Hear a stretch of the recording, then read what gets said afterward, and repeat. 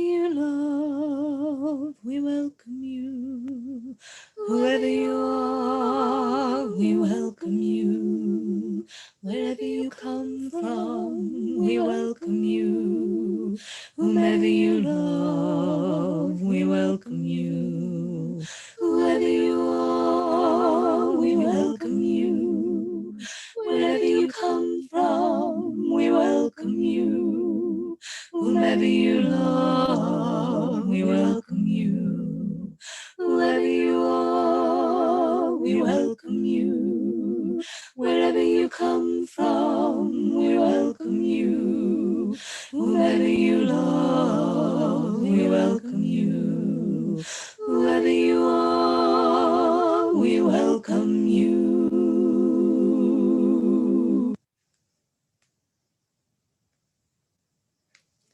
Whoever you are, we welcome you. Wherever you come from, we welcome you. Whomever you love, we welcome you. Whoever you are, we welcome you. Wherever you come from, we welcome you. Whomever you love, we welcome you. Whoever you are, we welcome you. Wherever you come from, we welcome you. Whomever you love, we welcome you. Whoever you are, we welcome you. Wherever you come from, we welcome you. Whomever you love, we welcome you. Whoever you are, we welcome you.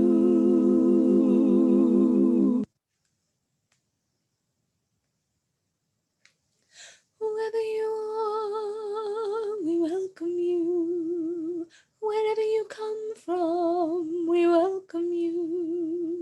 Whomever you love, we welcome you. Whoever you are, we welcome you. Wherever you come from, we welcome you. Whomever you love, we welcome you. Whoever you are, we welcome you. Wherever you come from, we welcome you. Whomever you love, we welcome you. Whoever you are, we welcome you. Wherever you come from, we welcome you. Whomever you love, we welcome you. Whoever you are, we welcome you.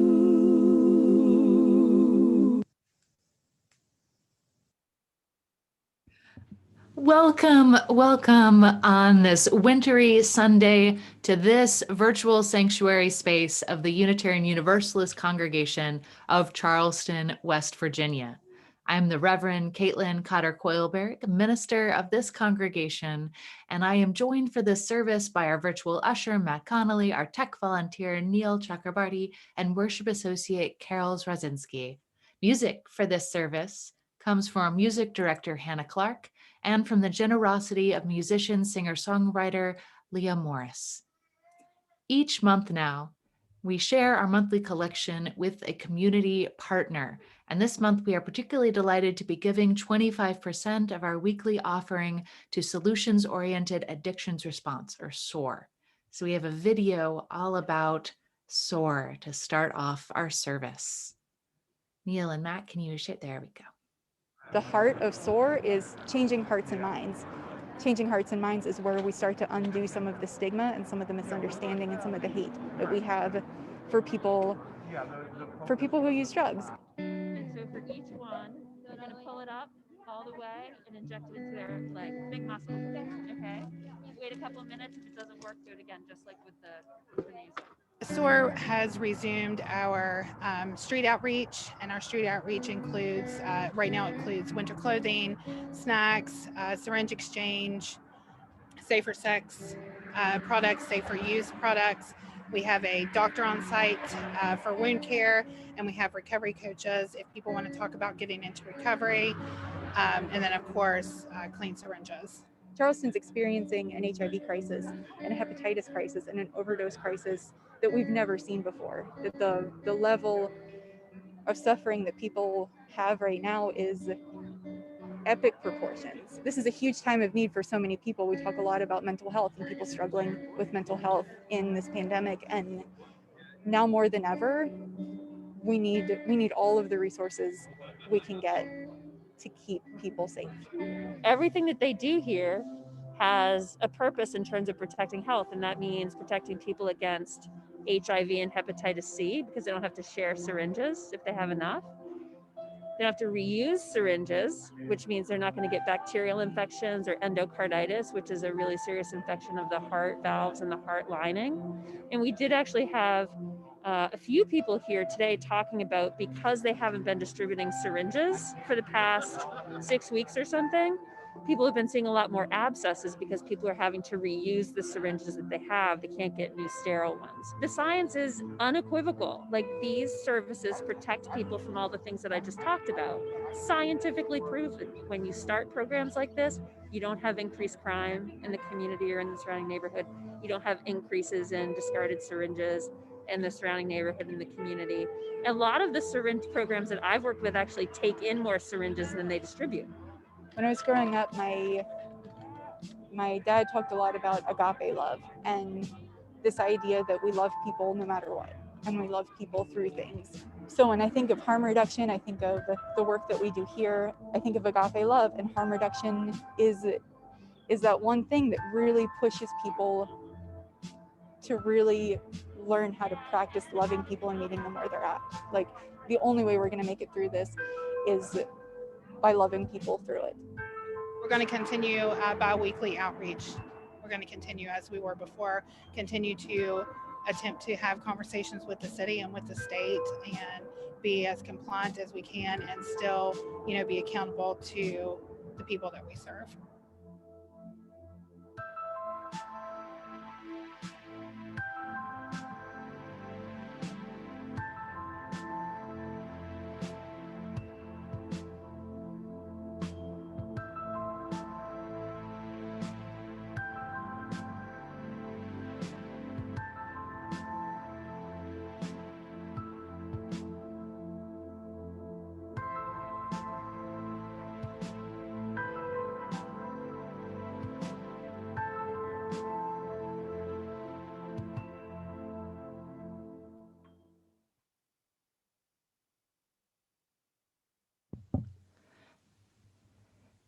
So we invite you at this time into the practice of generosity. I invite you to go find your checkbook or pull up your PayPal out or queue up the donation page on our website, and to give generously to support the work of SOAR and of this congregation.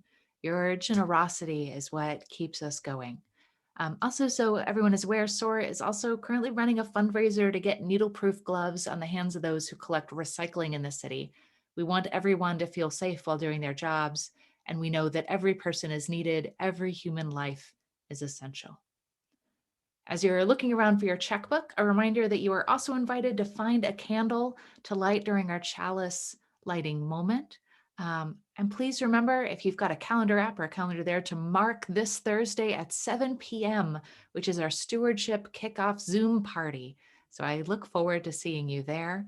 You should have gotten an email about this. If you didn't, please reach out to me or to Sheila Chambers or Patty Link or any of the folks on our stewardship team. And if you don't have their contact information and you're a member, please let us know so we can get you access to our directory.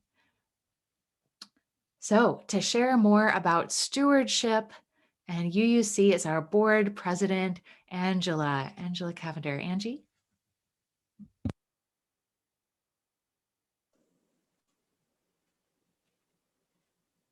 Okay.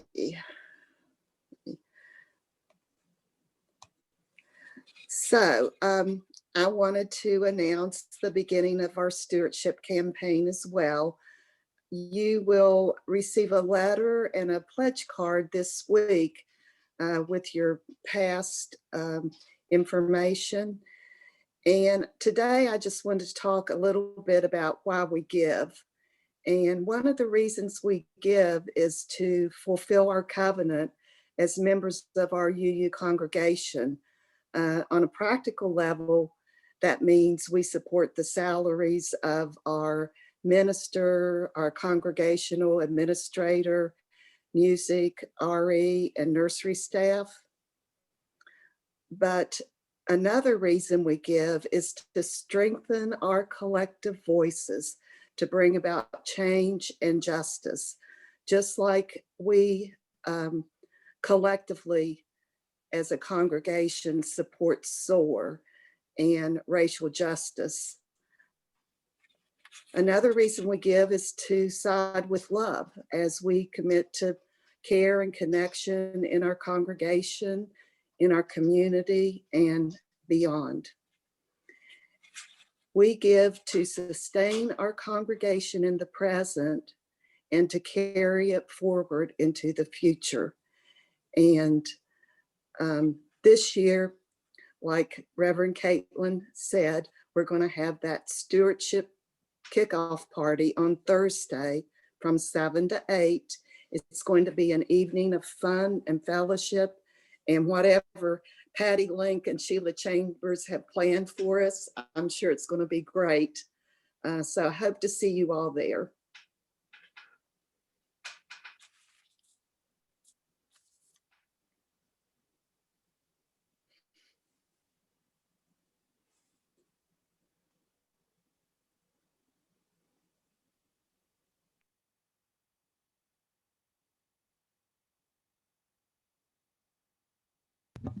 I'm sorry, I was muted for all of that. I was saying turn to gallery view and wave hello. And then I started saying hi to folks and they couldn't hear me. Thanks, Drew, for giving me the international symbol for you are muted, which is one of the jokes of the pandemic, right? How many times a week do we hear you are muted? That's a new phrase in our vocabulary. So welcome all. I invite you on Zoom or on Facebook to type your hellos in the chat or the comment box, as well as your answer to the question, what are you feeling grateful for today? So what are you feeling grateful for today? Type your answer in the chat box. I know I am feeling grateful to our amazing lay leadership team and especially those involved in stewardship. This is a big thing we do every year. Grateful, yes, for the health of yourself and your family, Neil. I'm definitely grateful. Oh, visit from your son. Yay, I'm so excited, Drew. You get to see your son. And good morning, Stephanie. It's so good to have you with us. So glad that your heat is working, Elena. Yes, absolutely. I'm so grateful for everyone who is warm and fed and nourished in all the ways that matter. Yeah, time with your son and grandgirl in the great outdoors. I love seeing your pictures, Deborah, of your family outside. Yes, Betsy's grateful for Sam Hickman and breakfast. I am also grateful for those things, although I imagine my breakfast was different. Yes, good morning, Molly. Good morning, everyone. So glad to see you on Zoom, and thank you to those who are with us on Facebook as well. So at this time, I'm going to invite us into our opening reading. And this week, our opening reading is a video put together by some of my colleagues that I'm really excited about.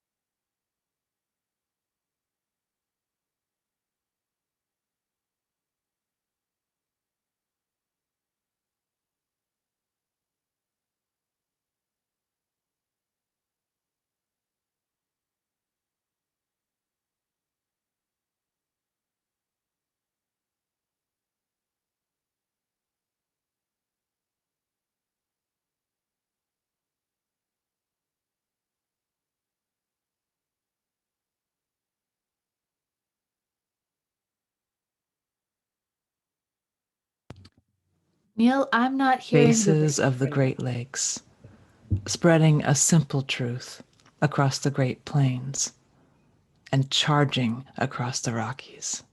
All about us is noise. All about us is noise and bramble thorn and din, each one of our ancestors on our tongues. In ceremonies and silence, we say the words, telling the stories, singing the old songs. We like the places they take us. Mostly we do. We've braved the belly of the beast. We've learned that quiet isn't always peaceful, and the norms and notions of what just isn't always justice. Yet today I call you to my riverside, if you will study war no more.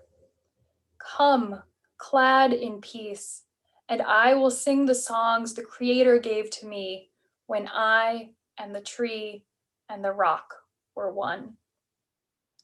Someone is trying to make music somewhere with a pair of wooden spoons on an oil drum, with cello, boombox, harmonica, voice. All of us as vital as the one light we move through. We mean to be the people we meant to be, to keep on going where we meant to go. Who are many people coming together, cannot become one, people falling apart. And yes, we are far from polished, far from pristine. But that doesn't mean we are striving to form a union that is perfect. We are striving to forge a union with purpose. Lift up your faces. You have a piercing need for this bright morning dawning for you.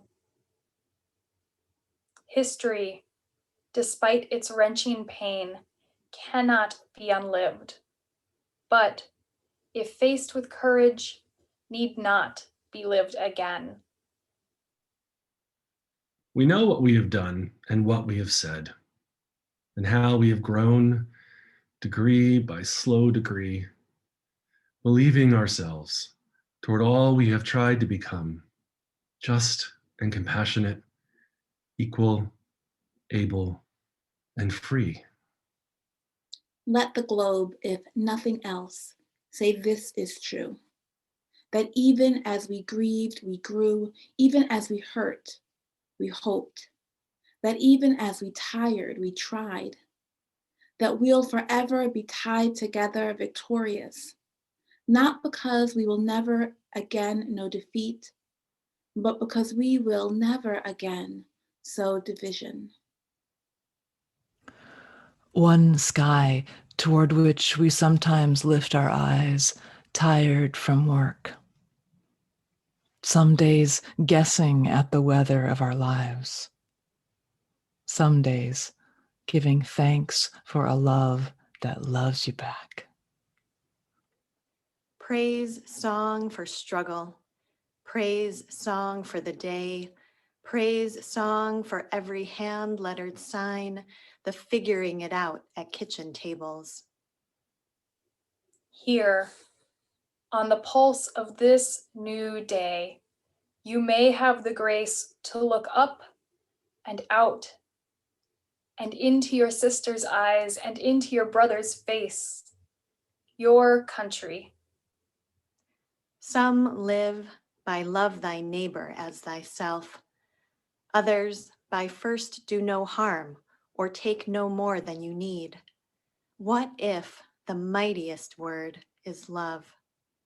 We will not be turned around or interrupted by intimidation because we know our inaction and inertia will be the inheritance of the next generation. Our blunders become their burden. We head home through the gloss of rain or weight of snow or the plum blush of dusk, but always home. All of us facing the stars' hope. A new constellation waiting for us to map it, waiting for us to name it together. If we can truly remember, they will never forget. For there is always light If only we are brave enough to see it. If only we are brave enough to be it.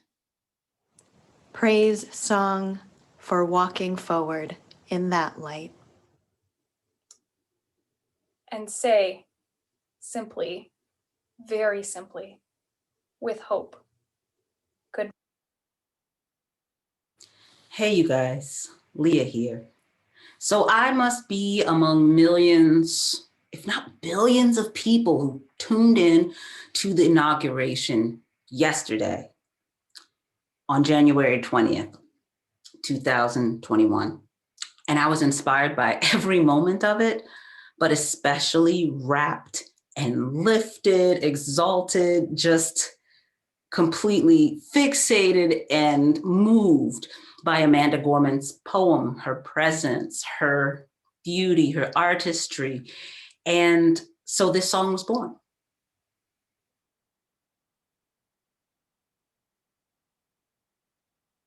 There is always a light when we are ready to see it. There is always a light when we are ready to be it. To see the light, to be the light, to raise our eyes in the dark of night, to climb this hill, together we will. Shine your light in the dark. We are ready to see it. Shine your light in the dark. We are ready to be it. To see the light, to be light, to raise our eyes in the dark of night and be a gift. Together we will. There is always shine your light. There is always light. We are ready to see it. There is always shine your light. There is always light. We are ready to be it. To see the light, to be the light, to raise our eyes in the dark of night and be a kindness till we together we will. There is always light. There is always light. Shine your light. There is always light. To see the light, to be the light, to shine your light and be a kindness till we together we will. There is always shine your light. There is always shine. There is always shine your light. There is always shine. Be the light.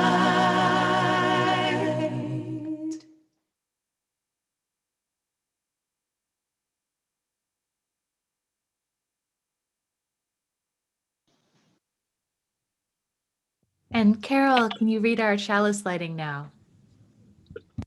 Our chalice lighting is adapted from words by Judith L. Quarries. At this hour, over computers and tablets and smartphones, and in houses and small towns and big cities, many of our sibling Unitarian Universalists are also lighting a chalice. As we light our chalice today, let us remember that we are part of a great community of faith. May this dancing flame inspire us to fill our lives with the Unitarian Universalist ideas of love,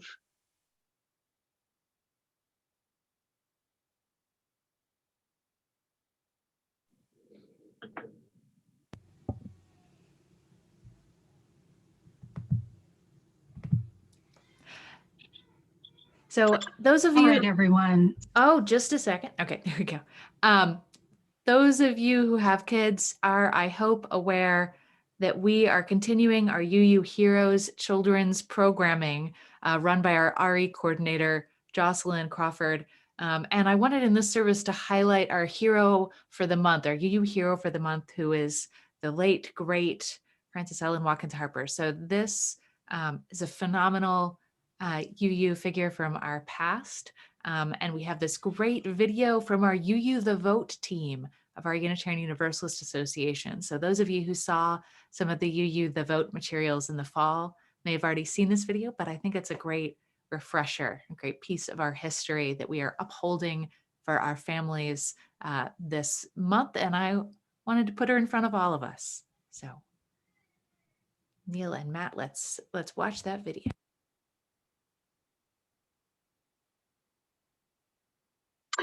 All right, everyone. So gather together because we are going to talk about somebody amazing.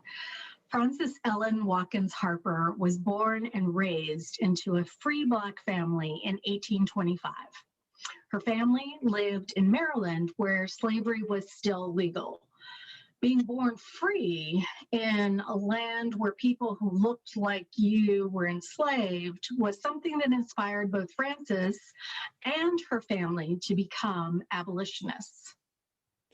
When she was very young, both of her parents died, and she went to live with her aunt and uncle. Theirs was an abolitionist household. They worked to end slavery, and they also ran a school where Black children, including Frances, received an education. While still a young teen, she went to work as a housekeeper and seamstress in the household of a Baltimore bookstore owner. Her employers encouraged the inquisitive Frances to use their big library. She devoured books and began to write poetry and essays which appeared in the newspaper.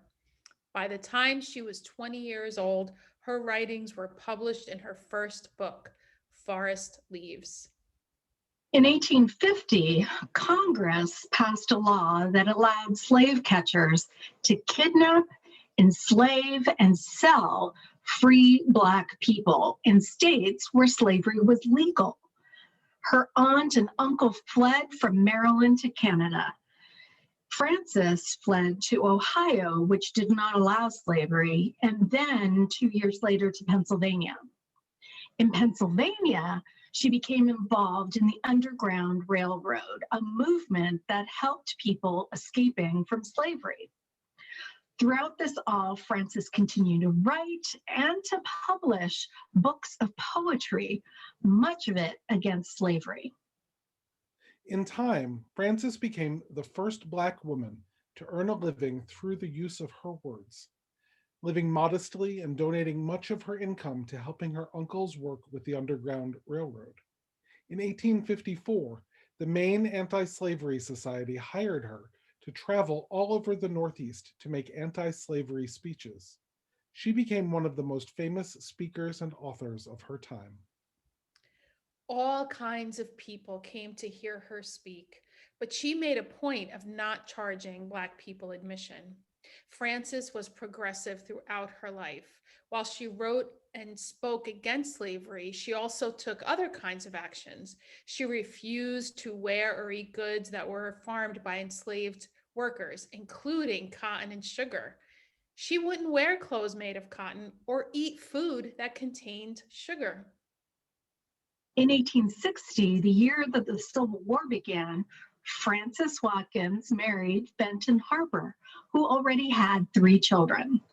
The two had a daughter together, and Frances took time off from her writing and speaking to tend to her blended family. Unfortunately, just a few short years later, her husband died, leaving her as a young widow responsible for many unpaid bills. Frances Watkins Harper made the difficult decision to send her children to live with relatives and go back on speaking tours in order to make money and provide for her family. By then, slavery had ended, and she spoke for women's rights and for legal and civil rights for Black people. She wrote poems and essays about the experiences of new freed slaves struggling to make their way despite the damage done to Black people by slavery. In 1870, she joined the Unitarian Church of Philadelphia. There, she found a community where white and Black people came together and where many shared her passion for justice. In many ways, Frances Harper was at home in 2 different worlds. Although she was used to working with white people, she also kept her connection to the Black community in Philadelphia. She maintained her membership in the African Methodist Episcopal Church, where she taught Sunday school. She wrote 3 novels specifically for Black people, highlighting family connections and choices about racial identity. She pushed for education and voting rights for Black people. and she encouraged Black children to learn and grow, just as she had been encouraged as a child.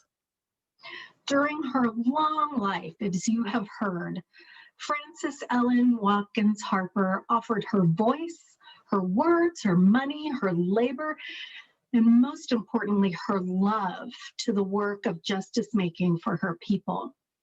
She used her voice and her privilege as an educated free Black woman to raise awareness of the plight of Black people in the United States after the Civil War.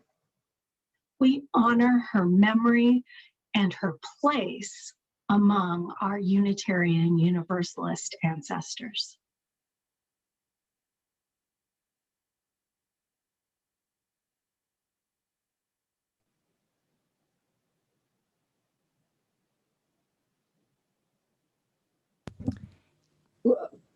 Would you please repeat with me?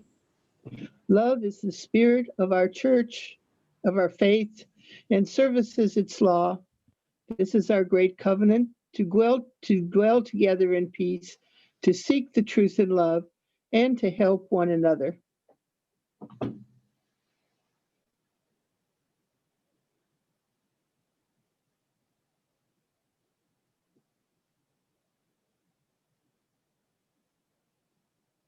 And Carol, do you have a reflection ready? Oh, thank you. Yes.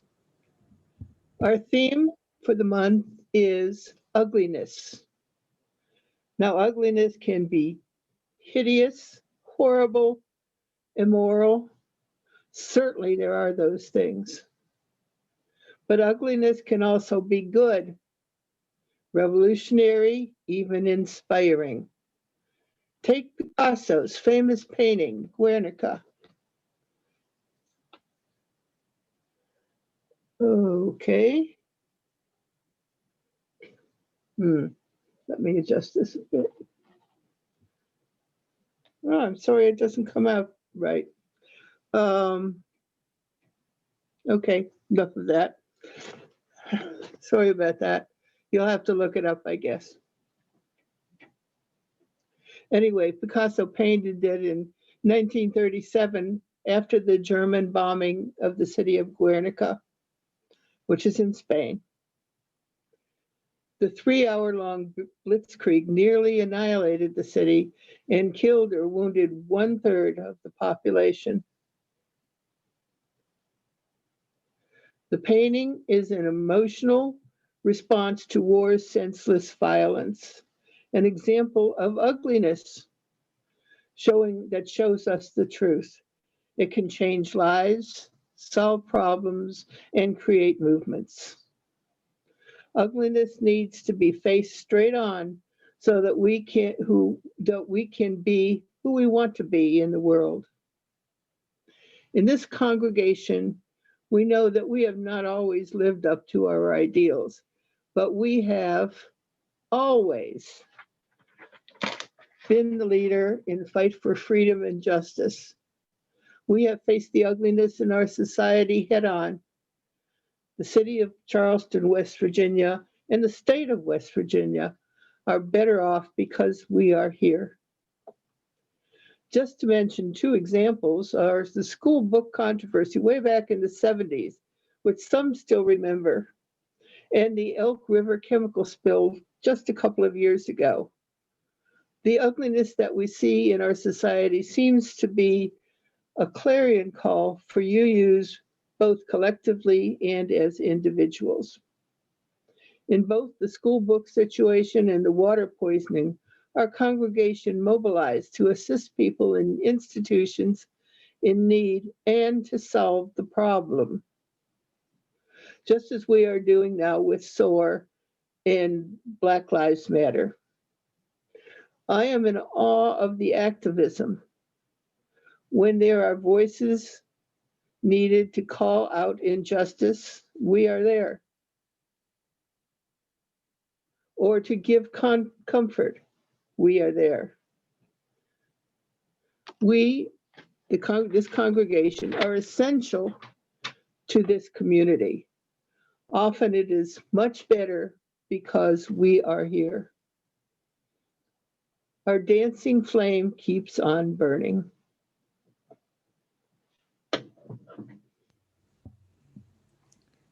Thank you, Carol. Hey, you guys, Leah here.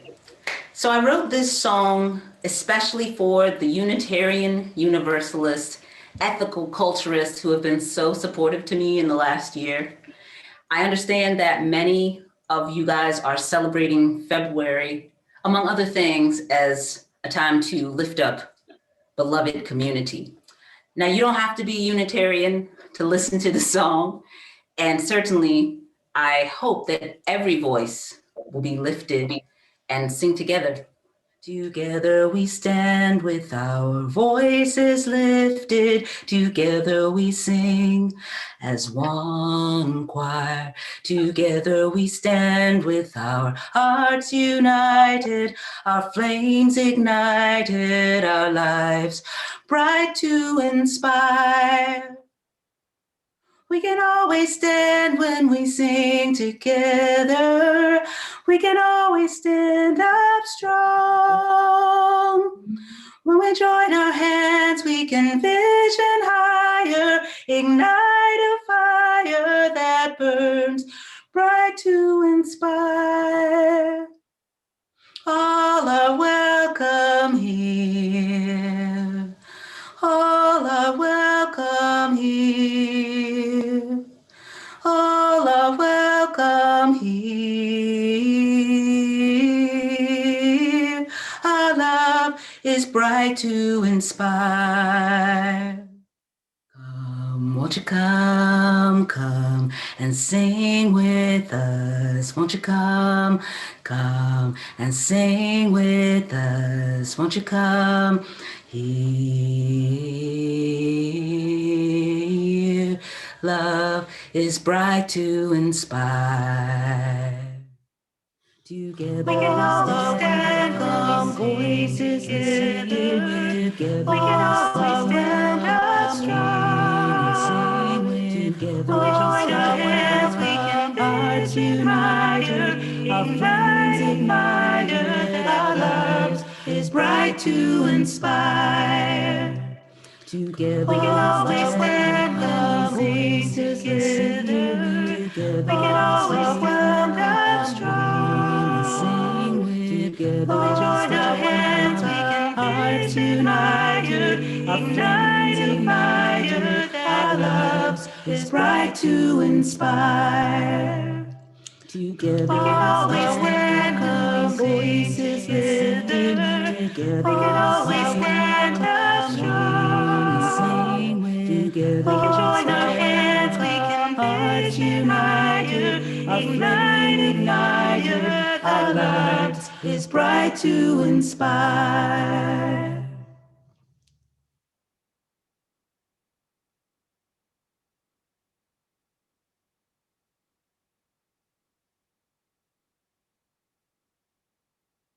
Each week, we light the second flame for those affected by COVID-19, which is all of us and some of us more than others.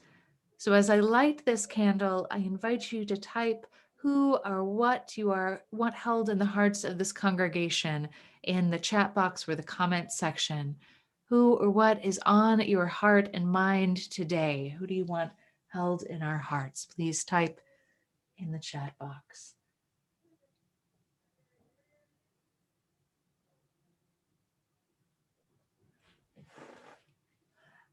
I know I am holding in my heart in this chilly week all those struggling to keep the lights and heat on and food in the pantry this winter season, holding all of those who are living unhoused, all of those struggling with addiction, trying to stay safe.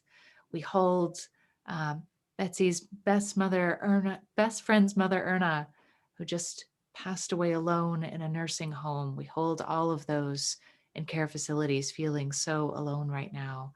Holding up Peter Harris, our beloved lay leader who's having health problems, holding up the Black Lives Matter and the Poor People campaign, all of those working to make the world a better place, all of those who are grieving losses doing the difficult work of grieving in the midst of a pandemic. And as always, we hold up those of all ages and genders who continue to be held in concentration camps within our borders. May all know freedom and warmth, and generosity and compassion. And at this time, I invite you into a time of prayer. Invite you to rest your feet on the ground, perhaps your hands in your lap. You may wish to close your eyes or to focus your eyes on a candle flame. And yes, indeed, Jean, we held all those waiting for vaccines and remind each other to continue to wear our masks and practice social distancing. And I offer you these words by Earl K. Holt III. The moment of prayer is an invitation to be calm in the midst of the tumult of the world and our ever busy lives, to bring together thought and feeling, mind and spirit, and to find some center, some still point of perspective and peace. Here in this sanctuary, which has been the home for so many, in this virtual sanctuary, which has been the home for so many secret thoughts and hopes, fears and desires, may we feel free to look at ourselves with true honesty. May we be unafraid to face the decisions we have been trying to avoid, the doubts and questions it has been easier to ignore, the things we have tried to keep hidden not only from others, but even from ourselves. May we come to discover that there are resources within ourselves and beyond us that are as hidden but as real as our secret doubts and fears. New dimensions of the spirit within and without will be revealed to us as we confront ourselves honestly and come to understand that we are not isolated from the community of life and spirit, but that our soul's suffering connects us with the hidden suffering of others. May we come to see that in our deepest loneliness, we are not alone, and may we be emboldened by this vision to reach out to others in their need, and so finally to discover that to give is not only to receive, but that to give to others is to receive what we need most for ourselves. And may we take this moment now to pause for a moment of quiet contemplation, holding the pain of the world and of our own hearts and of our beloveds, breathing together in the silence, together even as we are apart.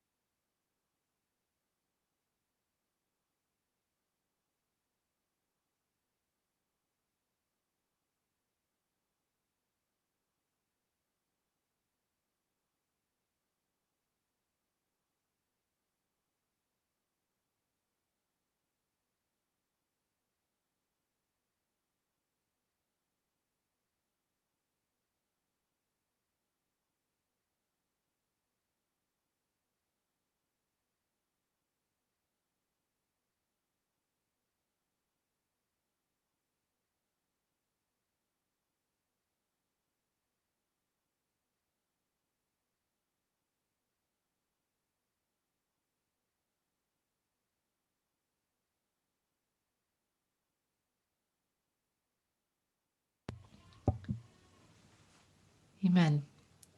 Please join me in singing along to our meditative hymn of the month, Ubi Caritas.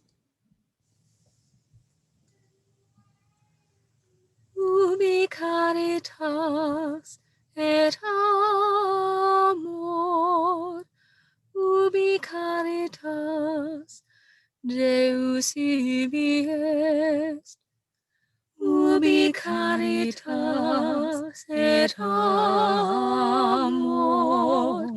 ubi caritas Deus ibi est, ubi caritas et amor, ubi caritas Deus ibi est, ubi caritas et amor, caritas Deus ibi est, ubi caritas et amor, ubi caritas Deus ibi est.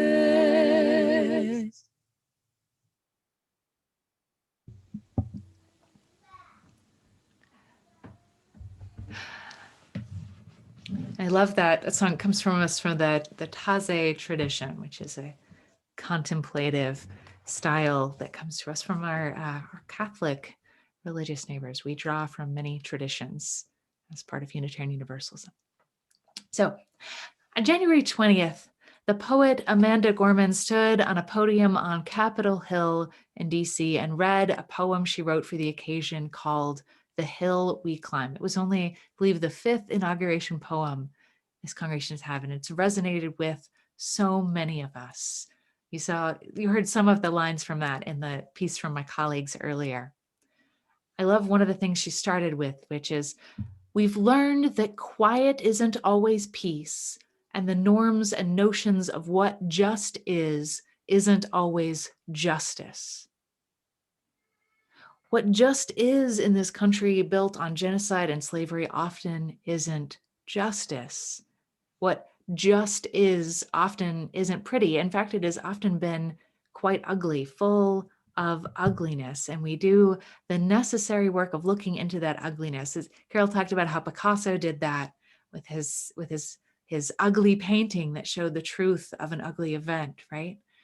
We have this responsibility to not sugarcoat or lie about our history to ourselves or each other or our children. Yes, we approach these things in age-appropriate ways, but we don't lie about them.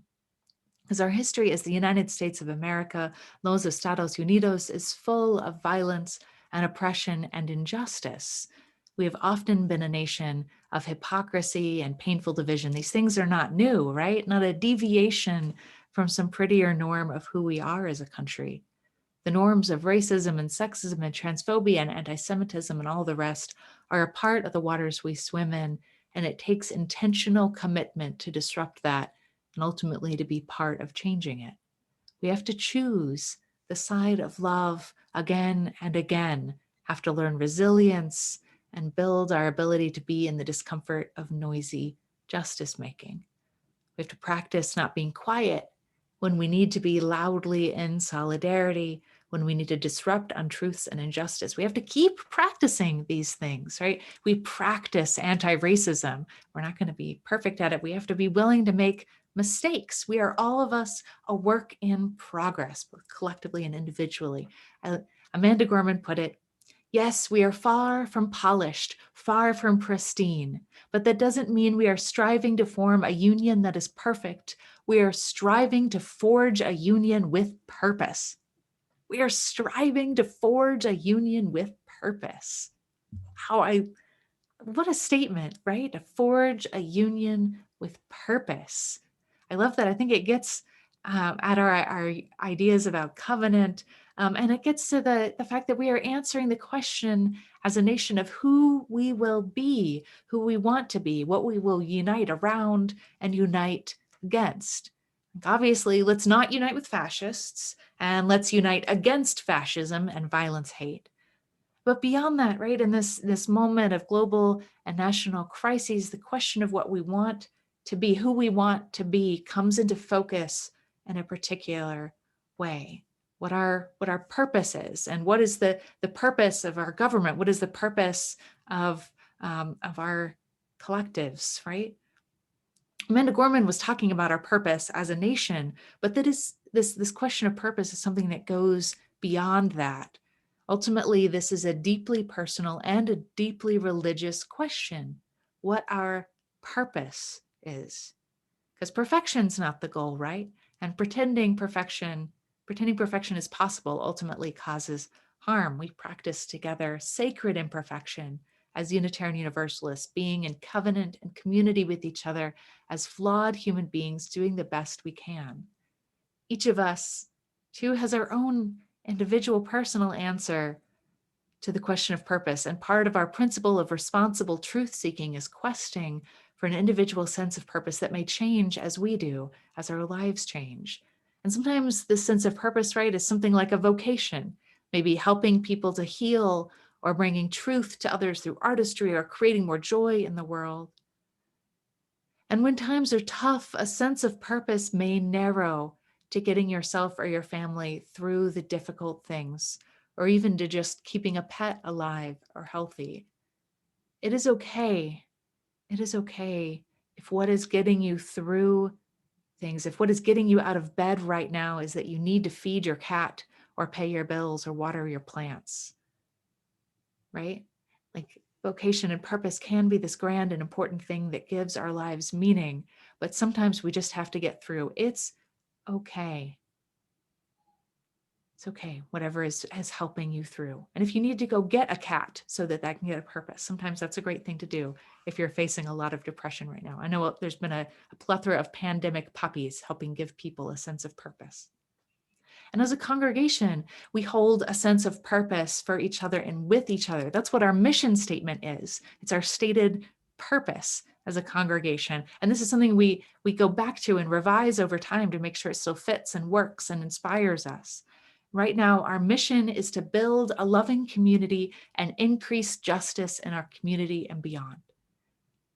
So our mission as the Unitarian Universalist Congregation of Charleston, West Virginia, is to build a loving community and increase justice in our community and beyond. We went through a whole process to put that mission statement together. This mission, this purpose, helps us to have a sense of what we are working towards, why we are doing all of the everyday as well as the extraordinary things we aim to do.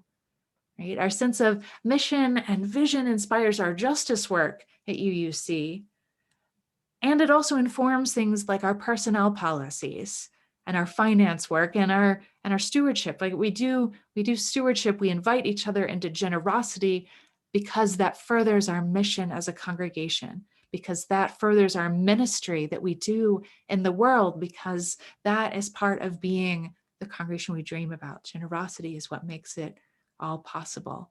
It makes it possible to put together good budgets, right? Budgets are moral documents. I just want to say that again. When we're thinking budgets are moral and ethical documents. What we choose to put our money into makes a difference. Our generosity makes a difference. What we do with our money as a nation, as a congregation, as individuals matters. It matters that we find the courage to talk about money even when that's hard, that we invite each other into generosity, that we work to move from a sense of scarcity to a sense of abundance. As a nation, right, we have the resources to take care of the vulnerable among us. We could be feeding and housing everybody, getting everyone access to healthcare and good education and childcare and so on. We can choose to be a nation of care. We have the ability as the United States of America, los Estados Unidos, to be a beacon of compassionate care. Amanda Gorman ended her inauguration poem with, "The new dawn blooms as we free it, for there is always light, if only we're brave enough to see it, if only we're brave enough to be it." We heard a song by Leah Morris earlier in the service inspired by those lines, and listening to Leah Morris sing about it, it led me to look for more of what Amanda Gorman had to say on light, right? Because we've made a commitment. We have noticed that too often in our culture and society, we hold up light as good and darkness as bad. But Ms. Gorman is so careful in her anti-racist artistry and framing. I went to look more about her choice to emphasize light, which you heard in the other inauguration poems, right, too. So Ms. Gorman wrote in a poem earlier in the pandemic, "While we might feel small, separate, and all alone, our people have never been more closely tethered. The question isn't if we will weather this unknown, but how we will weather this unknown together. So on this meaningful morn, we mourn and we mend. Like light, we can't be broken even when we bend." Like light, we can't be broken even when we bend. Beautiful, right? I love this gorgeous poetic take on some of the scientific understanding of light, which bends, which shifts into other energy and exists as a spectrum of colors, but which cannot be broken. And I just love the phrase, the question isn't if we will weather this unknown, but how we will weather this unknown together, right? It's such a question about beloved community. How will we weather this together as a beloved community? We've seen so many answers to that question over the last few months as this congregation has stayed open by using new technologies like what we're doing right now, right? This virtual worship that we've had to learn so many tools for. And again, Neil, always so grateful, and Matt for coming along with me on this journey, and those who are continuing to learn this tech, right? This is how we do it. We find answers to this question. We check in with each other over the phone or by doing distant porch visits. And we generally get creative in how we stay connected while staying apart. And creative in how we continue to rise up on the side of love to, for example, support the harm reduction work of SOAR. It hasn't been easy, and it isn't going to be easy. But we're used to that here in Appalachia, right? Things not being easy. We're used to dealing. This is one of the gifts, I think, of Appalachian culture, is that we're used to dealing and facing into the ugliness as well as the beauty of life. We are used to practicing resilience and supporting each other and being resilient in the face of challenges and disappointments and ugliness. This is a congregation, as Carol and Angie mentioned earlier, that has done hard things and will do hard things. Like glow sticks, when we bent, we shine out brighter. And we are not solitary little glow sticks out here. We are a community determined to help each other shine, to lend each other courage, to get each other through and make the world better as we go. And we are a generous congregation. This is one of the things I love about our congregation, is the beautiful generosity, not just in the funds we give, but the generosity of time and talent and treasure that we show each other all the time, right? We are a congregation of folks who use our resources to serve the ministry that we share, the shared ministry of this congregation. We are a courageous congregation that is willing not just to do the difficult work of things like harm reduction, but also the sometimes painful work of talking about money, right? About how we live our values and our budgets and our everyday decisions, how we continue to shine out in this hurting world. This is what beloved community is. The work of justice, the work of truth-telling and generosity and giving, of working not just for what just is, but for justice, for equality, for a more loving world. Again and again, we unite with a sense of purpose, recommit to coming together in the face of ugliness and hardship and grief, to uniting on the side of love, guided by love. We Unitarian Universalists are part of a religious tradition that holds love at the center, brave and outward-looking love, the love of neighbor and justice and equity and possibility, and our commitment to being part of the world, to making the world a better place, is Unitarian Universalism's deep-rooted sense of purpose we keep inviting each other into. If we listen, if we keep recommitting to our shared values, love will guide us to be courageous, to be generous, to be the people we long to be and the community we need. So please join me in singing along to our final hymn for today, Love Will Guide Us.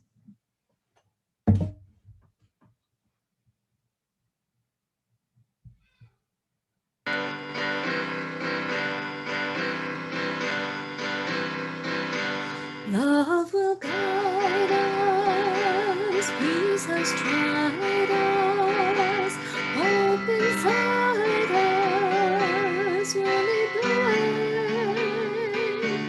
on the road from me to thee. Love will guide us through the hard ride. If you cannot sing like angels, if you cannot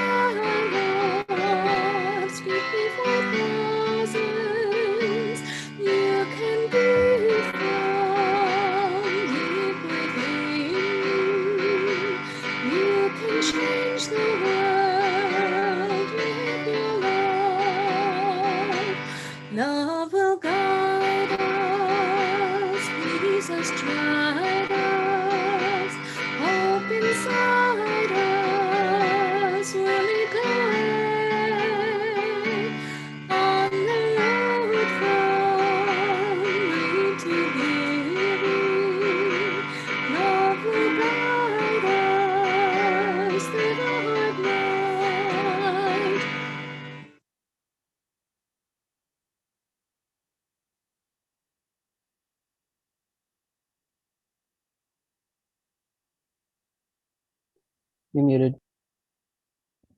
And I will close with words from Ralph Waldo Emerson, who wrote this poem.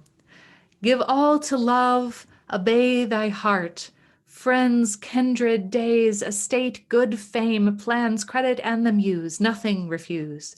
'Tis a brave master, let it have scope, follow it utterly, hope beyond hope. It was never for the mean, it requireth courage stout, souls above doubt, valor unbending. It will reward, they shall return, more than they were, and ever ascending. So we extinguish this chalice and this candle, but not the light and warmth of this community, the love that guides us through each week, each day, the connections and the compassion that are the heart of our congregation. Dear ones, remember, you are enough just exactly as you are, and you are not alone. Blessed be.